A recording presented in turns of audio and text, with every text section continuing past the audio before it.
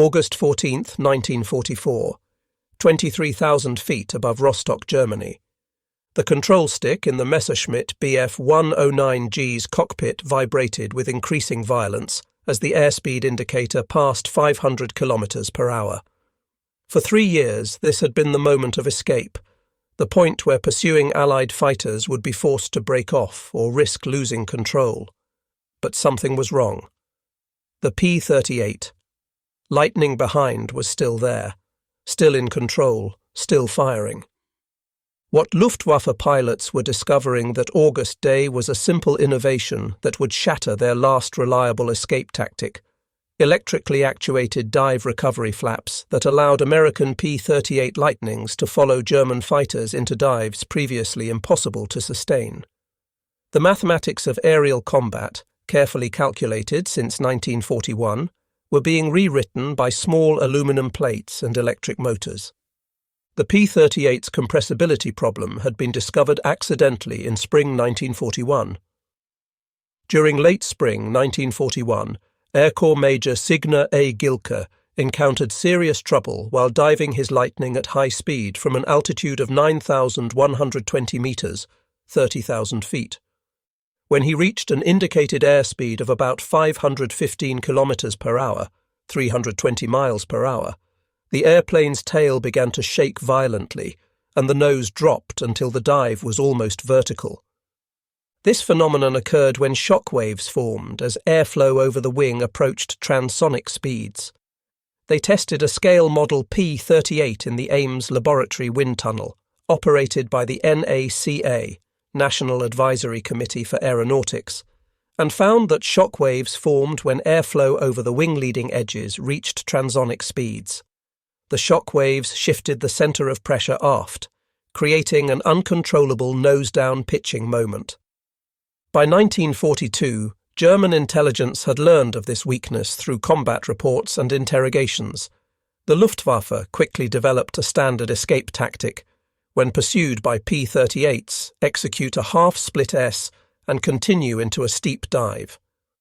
German fighter pilots not wishing to fight would perform the first half of a split S and continue into steep dives because they knew the Lightnings would be reluctant to follow. Through 1942 and 1943, this escape maneuver became doctrine throughout the Jagdwaffe.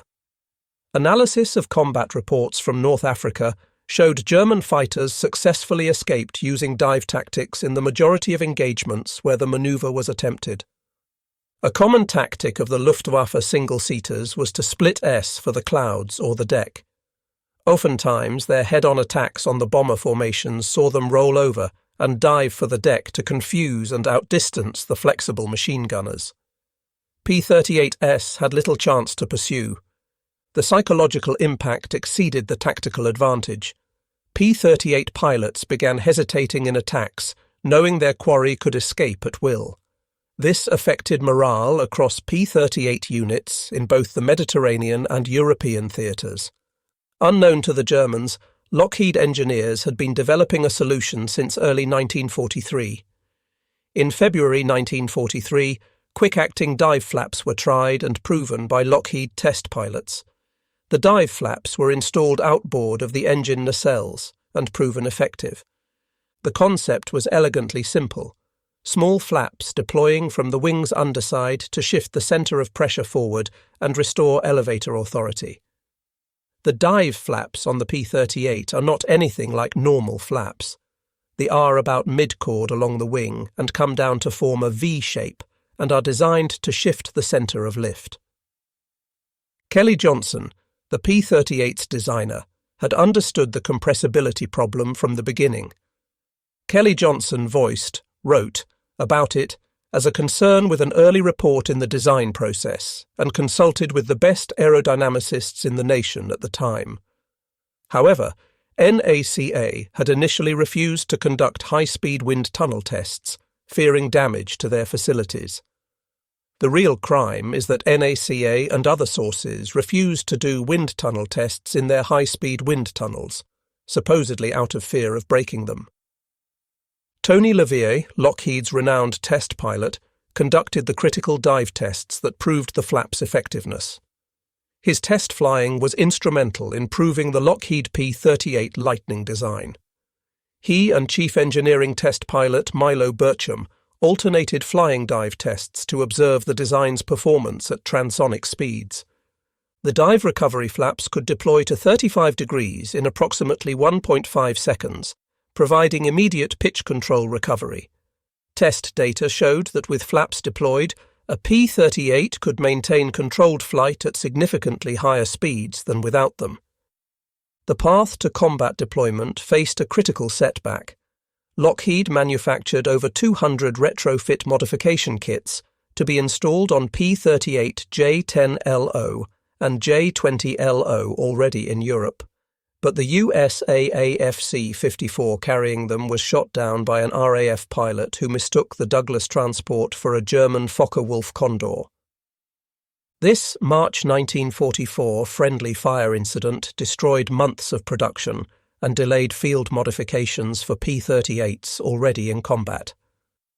Unfortunately, the loss of the kits came during Lockheed test pilot Tony LeVier's 4-month morale-boosting tour of P-38 bases. Despite this setback, production continued. Back in Burbank, P-38Js coming off the assembly line in spring 1944 were towed out to the ramp and modified in the open air. The flaps were finally incorporated into the production line in June 1944 on the last 210 P-38Js. While production ramped up, Tony LeVier toured P-38 bases demonstrating the new capability. LeVier proceeded to take up his P-38, equipped with the new dive flaps. At 25,000 feet, LeVier dove straight down, and the pilots rushed out to see what they thought would be a crash. LeVier easily pulled out without any problems, and for extra emphasis, he preformed several low-level one-engine rolls. LeVier flew a specially modified P-38 named Snafuperman that had been upgraded to P-38 J-25LO specifications. Flying a new Lightning named Snafuperman, modified to full P-38 J-25LO specifications at Lockheed's Modification Centre near Belfast, LeVier captured the pilot's full attention by routinely performing manoeuvres during March 1944 that common 8th Air Force wisdom held to be suicidal. His demonstrations at bases like Kingscliff proved transformative for pilot morale. The current P-38s in the ETO were not equipped with this flap, but he was attempting to showcase the new features, which would be arriving soon. The pilots were shown that they would be able to pursue a German fighter diving out of trouble. By August 1944, P-38 J-25LO fighters with factory-installed dive recovery flaps began reaching combat units. The change in combat dynamics was immediate. German pilots, accustomed to escaping through steep dives, suddenly found P-38s maintaining pursuit through manoeuvres that should have been impossible. Robin Olds, who would become a legendary American fighter pilot, experienced both sides of the compressibility problem. Olds dove to help, and in his excitement dove too fast. This led him to be subject to compressibility. Upon reaching the denser air at lower altitudes, he regained control of his P-38 and pulled up. This led to his canopy window blowing out due to excess G-forces. This incident occurred while flying an earlier P-38 model without dive recovery flaps. Olds later flew P-38s equipped with the flaps and noted the dramatic difference in handling characteristics during high-speed dives. Compressibility effects shifted the centre of lift from the forward to the aft portions of the wing, causing the aircraft to try to do an outside loop. The dive flaps shifted the centre of lift back forward. The flaps were operated by a simple electrical switch on the control yoke. When activated, electric motors would extend the flaps in approximately 1.5 seconds. To add to the benefit of the flap, it provided an instant nose-up pitching moment. Pilots were instructed to deploy the flaps before reaching critical Mach number. P-38 pilots instructed to deploy dive flaps before MCR in dive. This prevented the violent loss of control that had claimed numerous P-38s and their pilots. The Luftwaffe's discovery that P-38s could now follow them through steep dives came as a shock. For 3 years, the dive escape had been their insurance policy, a reliable tactic that had saved countless German pilots, until the J-25 variant, P-38s, were easily avoided by German fighters because of the lack of dive flaps to counter compressibility in dives. German technical intelligence eventually examined crashed P-38 wrecks and discovered the dive recovery flaps. However, by late 1944, Germany's deteriorating industrial situation prevented any meaningful response. The disruption of production lines under constant bombardment, combined with resource shortages, made implementing similar modifications to German fighters impossible. The introduction of dive recovery flaps fundamentally altered air combat dynamics over Europe. Statistics from fighter groups showed dramatic improvements in combat effectiveness. The successful German escape rate using dive tactics dropped significantly after August 1944. Until the P-38 J-25 version reached Europe in spring 1944, German pilots could readily evade P-38s because of the lack of dive flaps to counter compressibility in dives. A Luftwaffe pilot not wishing to fight could perform the first half of a split S and continue into a steep dive, knowing that a Lightning pilot would be reluctant to follow. With dive recovery flaps, P-38 pilots could pursue German fighters through any escape maneuver, fundamentally changing the psychology of air combat. The hunters had become the hunted. Late in 1943, a few hundred dive flap field modification kits were assembled to give North African, European and Pacific P-38s a chance to withstand compressibility and expand their combat tactics. The modification process demonstrated American industrial flexibility. At Lockheed's Burbank facility, workers could install dive flaps on existing aircraft in hours. Field modification units in England, using kits that eventually arrived via safer routes after the C-54 loss, could complete installations in combat theatres. Despite testing having proved the dive flaps effective in improving tactical manoeuvres, a 14-month delay in production limited their implementation, with only the final half of all Lightnings built having the dive flaps installed as an assembly line sequence. The dive recovery flap program contributed significantly to understanding transonic aerodynamics. 17 months passed before engineers began to determine what caused the Lightning's nose to drop. The data gathered from combat reports and test flights helped establish fundamental principles that would guide supersonic aircraft development.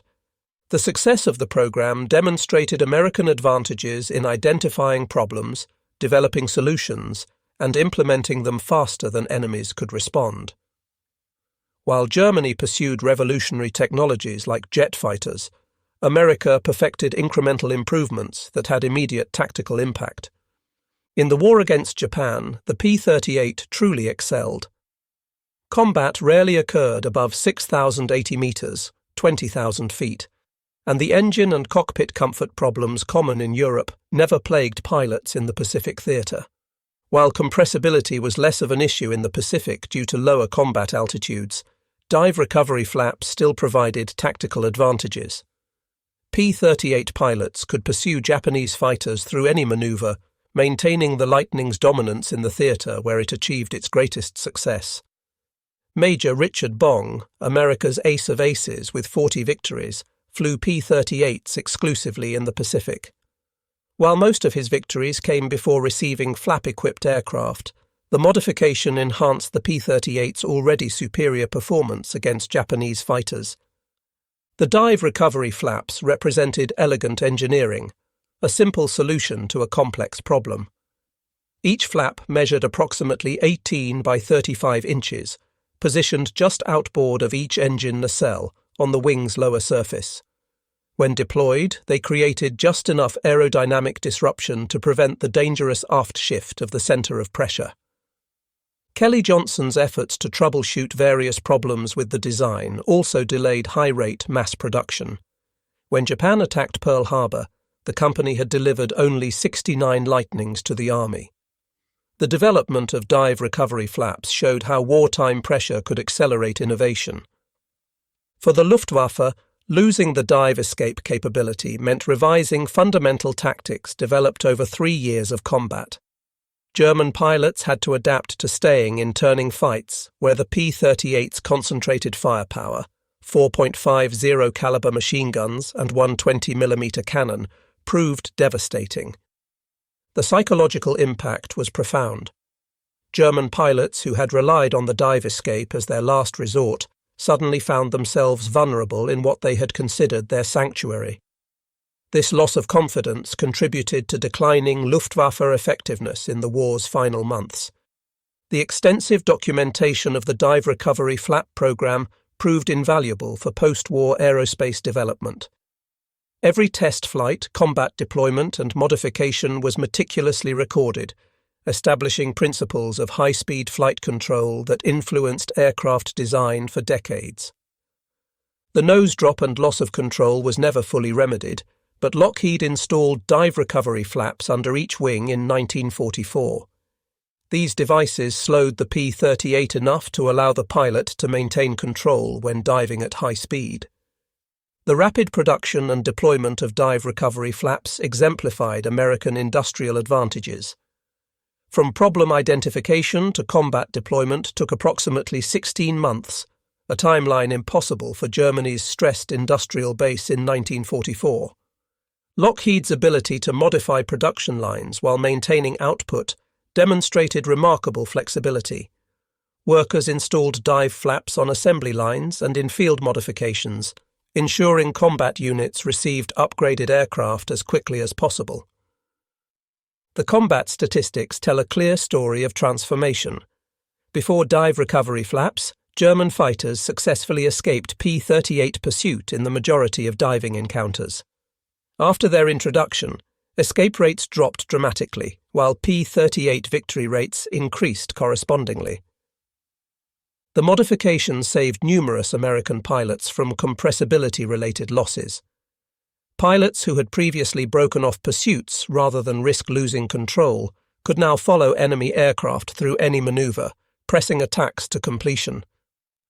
The success of P-38 dive recovery flaps influenced other aircraft designs.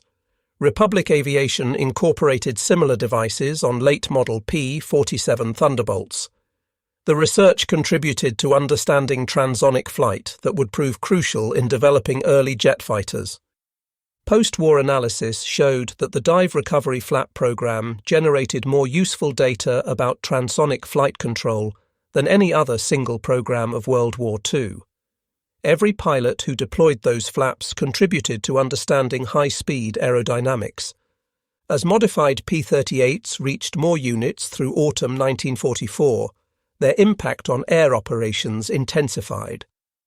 During support missions for Operation Market Garden in September 1944, P-38s demonstrated their new capability in large-scale fighter engagements over Holland. The Luftwaffe, recognizing the importance of stopping Allied airborne operations, committed its best remaining units. In the resulting air battles, P-38 pilots found they could pursue German fighters through any evasive maneuver, achieving favorable kill ratios that would have been impossible months earlier. Through the winter of 1944 to 45, dive recovery flaps continued proving their worth. During the Luftwaffe's Operation Bodenplatte on January 1, 1945, their last major offensive, P-38s intercepted German fighters attempting to escape after attacking Allied airfields. German pilots, planning escape routes based on their ability to dive away from pursuit, found P-38s maintaining contact through dives that should have guaranteed escape. This unexpected pursuit capability contributed to the operation's heavy losses, from which the Luftwaffe never recovered. The dive recovery flap research directly influenced early jet fighter development.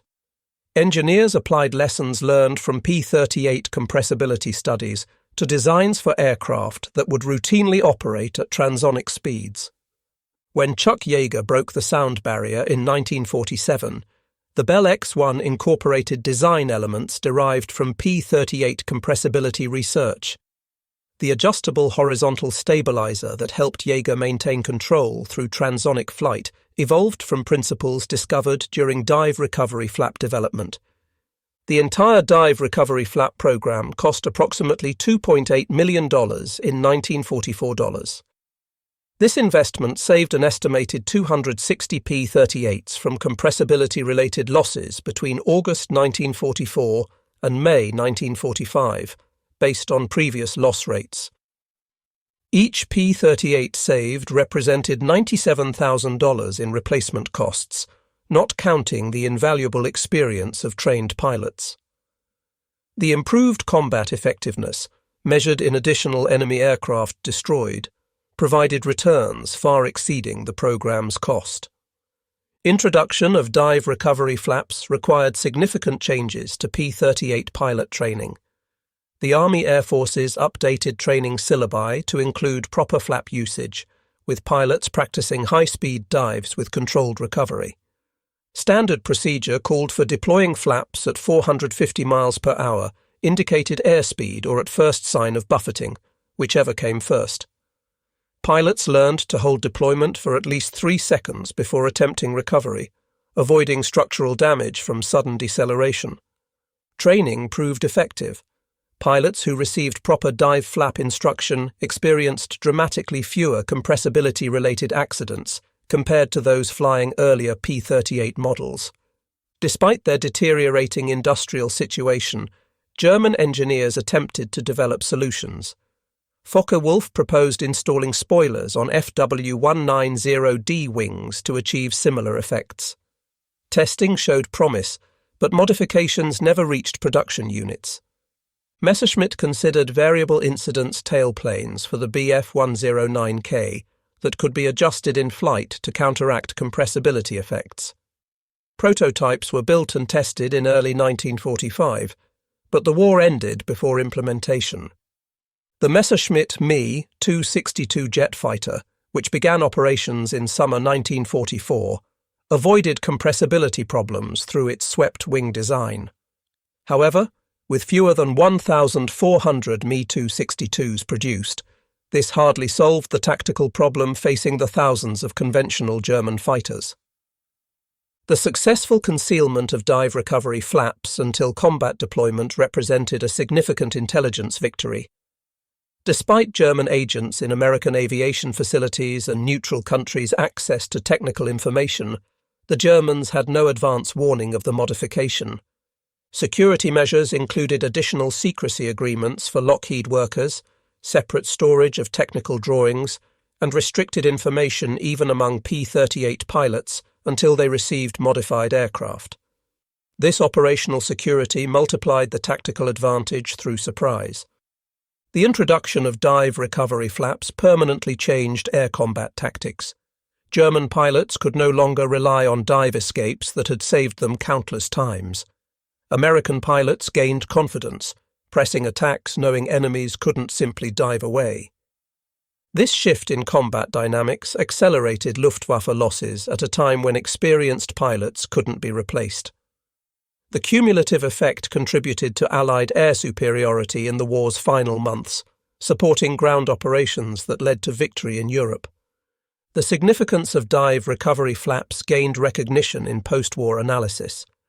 The United States Strategic Bombing Survey identified loss of dive escape capability among the top tactical factors contributing to Luftwaffe defeat. German veterans interviewed decades later consistently cited the P-38's new diving capability as a shock that fundamentally changed air combat. They had trained for years using dive escapes, and losing this tactic forced improvisation with inferior alternatives. Today, surviving P-38s with original dive recovery flaps serve as testaments to wartime innovation. Museums display these aircraft with flaps visible, helping visitors understand how small modifications could have strategic impact. The Smithsonian National Air and Space Museum maintains complete technical documentation, including original wind tunnel test data, design notes, combat reports, production blueprints, and field modification instructions. This archive remains invaluable for aerospace historians and engineers. The dive recovery flap story is taught at aerospace engineering schools and military academies as a case study in rapid problem-solving under pressure. Students learn technical aspects alongside organizational and leadership lessons about innovation during crisis. Key lessons include the importance of clear problem definition, the value of simple solutions over complex ones, how implementation speed multiplies tactical advantage, and how small modifications can have strategic impacts. Behind the technical achievement were individuals whose dedication made dive recovery flaps reality. Kelly Johnson worked tirelessly to understand and solve compressibility. Tony LeVier risked his life proving the solution worked. Engineers like Ward Beeman and Carl Haddon created reliable systems under intense time pressure. Assembly line workers modified aircraft outdoors to maintain production schedules. Field maintenance crews installed modification kits under combat conditions. Each contributed to a program that saved lives and shortened the war. Modern fighter aircraft incorporate lessons learned from P-38 dive recovery flap experience. Fly-by-wire systems automatically deploy control surfaces to maintain flight control at extreme speeds. Computer-controlled systems accomplish what mechanical flaps achieved in 1944. The principle remains unchanged, maintaining control when aerodynamics threaten to take it away. Technology has advanced from aluminum plates and electric motors to composite materials and computer processors, but the fundamental challenge and solution remain similar. While dive recovery flaps alone didn't win the air war, they eliminated the Luftwaffe's last reliable defensive tactic at a critical moment. Combined with American numerical superiority, improved pilot training, and German fuel shortages, the modification accelerated Luftwaffe defeat. The timing proved crucial. Had dive recovery flaps been delayed another 6 months, German jets might have entered service in sufficient numbers to offset the advantage. Instead, the modification helped maintain Allied air superiority through the war's decisive final campaigns. The dive recovery flap program exemplified successful wartime innovation. It demonstrated that effective solutions often came not from revolutionary breakthroughs, but from incremental improvements addressing specific problems.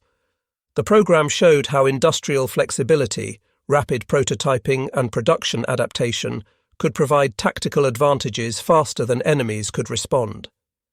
This model of innovation would influence American military development throughout the Cold War and beyond.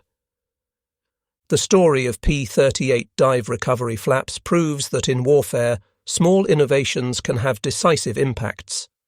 Simple aluminum plates and electric motors solved a problem that had seemed insurmountable, transforming the P-38 from a compromised fighter to a dominant one.